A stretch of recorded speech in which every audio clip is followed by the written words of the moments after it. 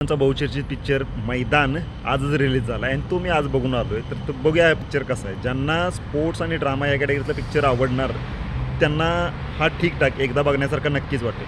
पण एक गोष्ट नक्की आहे, हा पिक्चर बघताना तुम्हाला शाहरुख खानचा चक दे आणि त्याच्यानंतर आपला कुठला अक्षय कुमारचा आला होता तो गोल्ड, ह्या पिक्चरची नक्कीच आठवण येणार आहे. आणि बिगिल एक पिक्चर तुम्ही बघितला असेल थलपती विजयचा, या तिन्ही पिक्चरचं मिक्सचर जर केलं तर तिन्ही पिक्चरमधून एक पिक्चर बनतोय तो म्हणजे मैदान. आता हां, ते सगळे हे फिक्शनल होते, पण हा एक स्पोर्ट्स बायोग्राफी आहे.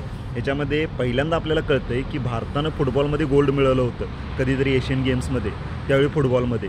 आणि जो काहीतरी 58 ते 63 का हा जो काळ आहे त्यावेळी जबरदस्त.